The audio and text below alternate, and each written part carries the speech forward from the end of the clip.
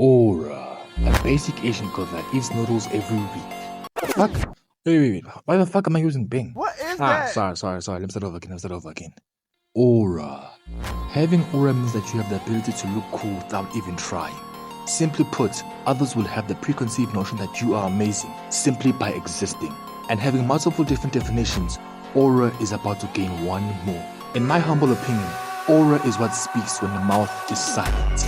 Aura farming, on the other hand, means that your coolness, so to speak, can be quantified, and it doesn't stop there. Cause like potatoes, you can farm those points and reach a godly level without even trying. Ooh, that took way too much effort. Honestly, how Divine does this in every video is crazy. Basically, humans invented aura farming, and the textbook definition of this is basically trying to look cool in order to build up your aura. And using my definition, I'll explain two categories and give examples of each. But first, here's a demonstration. You'll see a player missing a penalty kick, and notice the sadness and devastation in his eyes. Also, notice the manager of the other team taking off his tie in celebration, as if the win is already decided. Also, notice the kids, the women, the men, damn near the grass, crying. Why?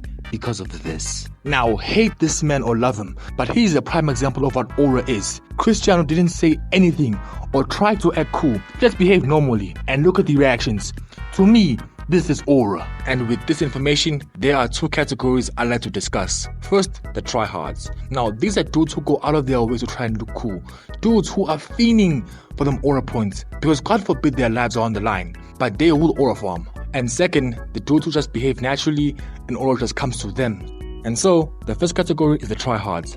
The people who put effort into aura farming, and like influencers helping a homeless man, they know damn well the cameras are rolling. And the first one on this list is Killua. Honestly, this one needs no explanation, cause there is really no way bro had to hit all these poses while riding a horse. But maybe, just maybe, he didn't want to be misunderstood as Hisoka's relative, so I understand that. But him having super speed and then going out of his way to defeat his opponent while trying to look cool is where I draw the line. Cause what is this?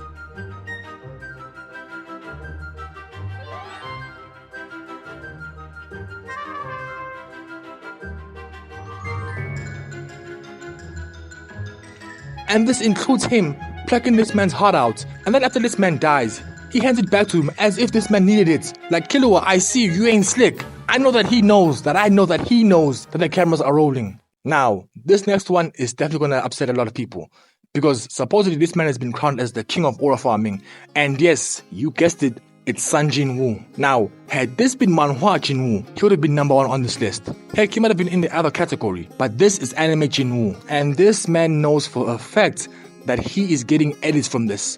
Now, this entire show, especially Jinwoo, is nothing but aura farming clips and points. Even the horses and the villains be aura farming. Because just look at him standing there, menacingly, like he's begging for someone to take a photo. And Jinwoo is a whole tryhard, cause I can excuse him there for not buttoning up his jacket. Just because others are cold doesn't mean that we all are. But him going into anime territory and allowing himself to be surrounded just to pack one dude up, and then ask the boss who's next, then proceeding to beat him up and leaving mid-swing talking about, yeah, my job's done here, to prove my point that to this man it doesn't come naturally. He is definitely putting in the effort, the elbow grease to look cold. And I know someone might bring up the whole Shadow Army pull-up thing, and yeah, that is clean, I won't lie, but I wouldn't be surprised if they were out here choreographing this entire thing.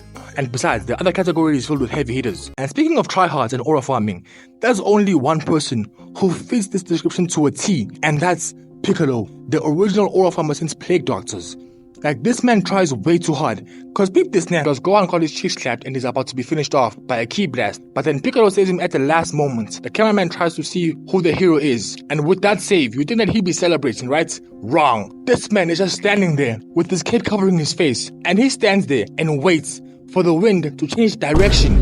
And worse, he's not even looking this way. And Piccolo must have woken up with greener and bigger balls, cause he's doing this against Broly. He a tryhard, because he really stood there and fought against his natural reaction to remove the cape against Broly. And don't let this man be stronger than his opponent, because he's definitely gonna go the extra mile. Literally. And just to show you how much of a tryhard this man is, whenever this man just exists, he's trying to aura farm, even in the background. And in Dragon Ball GT, this man damn near died while aura farming. But no, you gotta get them extra aura points. Again, a tryhard. But now, let me play devil's advocate, because I don't think this is all Piccolo's fault. the person to blame for all of this is that turban and cape. Every time he's doing these theatrics, he's wearing this heavy-ass turban and tight cape. No wonder Egner hates these things. In fact, look at what happened when Gohan wore that shit. They're out here behaving like their lives aren't on the line. And when Piccolo does remove the turban, he actually puts in the work. That is before he gets molested. Anyway, now onto the second category. In this category, dudes don't have to strike up a pose or do theatrics like staring into the camera to gain aura. They gain aura simply by existing. And the first one is Thanos. Now, no matter what this man did, he was always gaining aura. From him just pulling up or just walking, to him fighting or being in pain. Heck, even when this man was hypnotized, he was gaining aura. Because he had a hot alien hunt's eyes wrapped around his neck. Heck, some dudes go through their entire lives without even experiencing this once. And this man just does it without even trying. In fact, you can pause any scene this man is in, and I promise you, he's gonna gain some aura. He's damn near aura genetic. That was a weak ass joke, sorry. But I almost placed him in the tryhards category, because when he was talking to Strange on Titan, Strange asked this man if this was his home planet, and a yes or a no would have sufficed. But what does this man do? He looks down for a few seconds, makes sure his voice is nice and deep, before looking up and answering. And I swear, these light-skinned Titans never want to do anything normally. And I got this, because when Gamora died, or when he found out that his biggest laser, Ibenimor, I think, oh damn, I butchered that, died, this man didn't have this much of a reaction. He just moved on. But what saved this man is his hard-hitting quotes. Because what did Ares say? Everybody is quoted, everybody is quoted. Like damn near everything Thanos said hit hard. Sure, these are all villain quotes, but once in a while he drops those quotes that just hit you to your soul. Shit that sounds like life advice. Now, I might be a bit biased for this, but the third one, drum roll please, is Sukuna. Now, haters are gonna hate, but even they know that it's true. Every move this man made came across as cool, and he wasn't even trying. Like, from being disgusted with popcorn, to tossing them away, to the way he attacks people, or do you remember when he got hit by Megumi, and instead of covering up or, feeling in pain, he just pulls him in to advise him on how to hit him. Like, this man even had people questioning whether they should breathe or not without his permission, simply from him walking. And even when he was out here cleaning his clothes, to me, he looked cold as hell. I might be a chaser, I don't know. And even when you can bring up an argument talking about, oh, he aura farms, I can make the argument that this man is just having fun. He's doing it for the love of the game. Now, number 2 is a no-brainer if you have a brain. And that's attractive people, or more specifically, attractive women. Like, you can be a charismatic guy who's had plenty of dating experience, but as soon as that perfectly curved 10 out of 10 mommy, shit. But as soon as that 10 out of 10 girl appears before you, you freezing up. Heck, you ain't even gotta see her face. Just catching a glimpse of them curves, and whether you are young, old, sick, dead, dude, your neck is turning. Even if it's just you walking up to her, and she hits you with this look. My nigga, I promise you freezing up. All them pickup lines, all the game you had in your head just disappears like information in an exam room. Heck, the girl doesn't even have to be curved properly, and I'm sure that there's some sicko who'd sim for that. Heck, I'll do you one better. The girl doesn't even have to be alive for some dude to simp. Now, number 1 comes from personal experience, and that's Miss G, the principal at my high school. Now, she wasn't some mean, wrinkly old lady who punished you by condemning you to run around the school naked 3 times. No. In fact, she was quite the opposite. She was kind, objectively pretty, and quite young.